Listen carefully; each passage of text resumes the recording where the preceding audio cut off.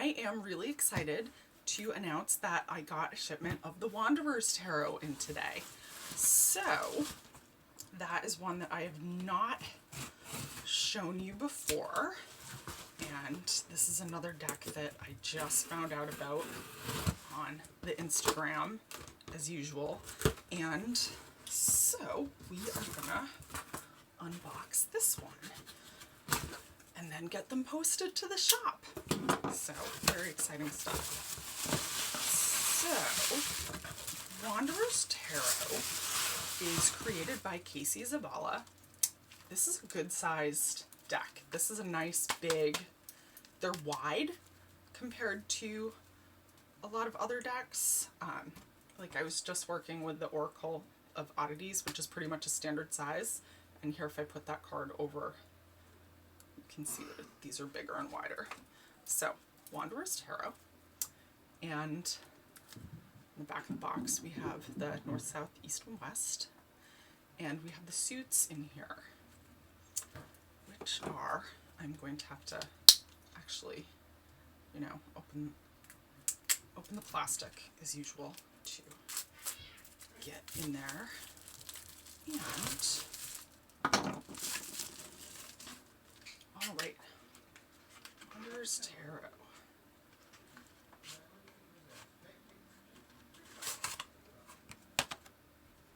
Ooh. All right, our first card, Wanderer's Tarot, created by Casey Zavala. Manifest. The Wanderer's Tarot is a divination tool and a practice of personal reflection.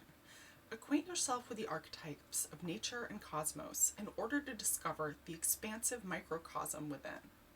Speak with the cards, and they respond in the language of spirit and symbol. Light a candle and let the journey begin.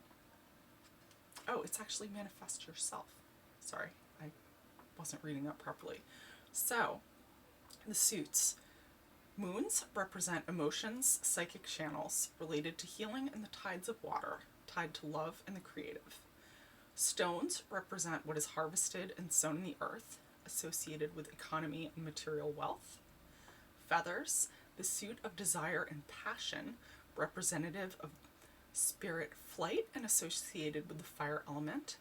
Knives represent the discerning force of intellect, logic, and reason, associated with the air element and learning. All right, so moons are cups, stones are pentacles, feathers are wands, and knives are swords. Great. Numerology and court cards. Okay, so numerology, we have ace, the purest form of the corresponding suit. 2, unions and opposites. 3, gestation, growth, birth. 4, even, material unity. 5, balance, magic, and creation. 6, beauty and love. 7, conflict or struggle. 8, meditation or reflection. 9, chaos before perfection. And 10, endings or completion. And then for the court cards, we've got philosopher, student and teacher, forever gaining knowledge and dismantling ideas, romantic and serious. So the page, goddess. Ooh, a strong, nurturing figure with true emanating power, the embodiment of their suit, a fully blossomed flower. Prophet, the seeker and seer, one with knowledge to inform the future through will and action. And wanderer, a buoyant, excited traveler, ready to take on the gifts of the cosmos and ready to risk all. Okay, that's definitely interesting. And then major arcana, we've got the Fool, the beginning, potential energy, seeking. Magician, creation, using your tools, manifestation. High priestess, veiled truth, authentic power, occult vision. The Empress, birth, gestation, fertility, feminine authority. The Emperor, creating and maintaining material order. Hierophant, spiritual law. Lovers, universal energy, prana, union. Chariot, harnessing will, strength, mind over matter. Hermit, solitude, guided by inner light and truth. Wheel of Fortune, Fate has the reins, success. Justice, weighing options and seeking balance. Hanged Man, inverted reality, attachment. Death, an ending to allow for a beginning. Temperance, the process of transmutation. I really like that definition for temperance. That's a card that I've struggled with in the past, so I do really, really like that. The Devil, chaos, creativity, embracing shadow. Tower, reordering, change, upheaval. The Star, hope, understanding, inspiration. Moon, dreams, introspection. Sun, Mother Nature, spirit consciousness, inner child. And the World, feeling your place in the divine flow. So, Judgment is missing, I'm thinking. Maybe? Strength, justice. All right. We'll see if it's in the deck or if it just didn't make it onto the card. So, these cards are so fun. All right. So here we have the Wanderer of Stones. I just love the energies in this deck. They're so, even though they're black and white drawings and they're really simple, there's so much in there. The Prophet of Stones. The Goddess of Stones.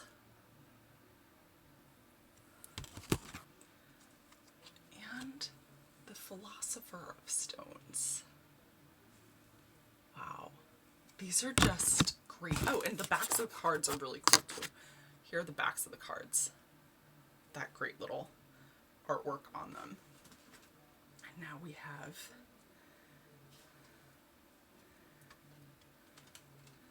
the 10 of Stones, 9 of Stones, 8. I like the little hash marks as the numbers. That is cool and different. So 7 of Stones, 6 of Stones, 5 of Stones,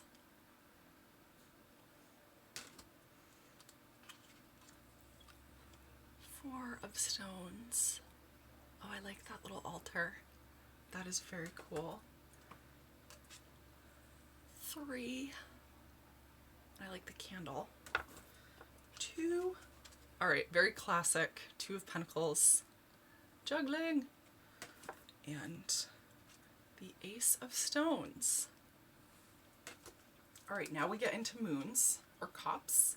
So we have the Wanderer of Moons, the Prophet of Moons, Goddess of Moons, Philosopher of Moons, and now we have the 10.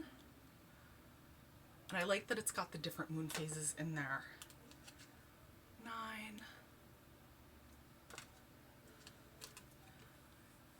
8,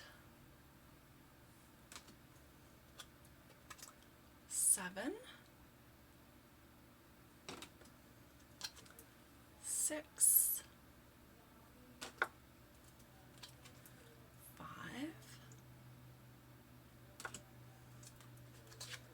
4, 3. I love the motion in this card and the movement. 2, and in this as well, how it's sort of reflected the whole as above, so below piece of it. And the Ace of Moons. This is beautiful, and I would frame this. Like, I would blow this up giant and hang it in any room in my house. So knives or swords, we have the Wanderer of Knives, the Prophet of Knives, Goddess of Knives with wisdom radiating from her third eye, the Philosopher of Knives, 10, 9, 8, 7. I love that that looks like a tree stump and the rings in the tree. Very nice. 6, 5, 4, 3, 2, and Ace of Knives. And again, the movement in this is just superb. Now we get into feathers or wands. So, Wanderer of Feathers, Prophet of Feathers. That is beautiful. The Goddess of Feathers, Philosopher of Feathers, 10, 9, and a hat there, 8. I like the swirl on this. Typically with the 8 of Wands, you've got that straight momentum, but I love the notion of that spiral energy. That's really cool. 7, 6, 5, 4,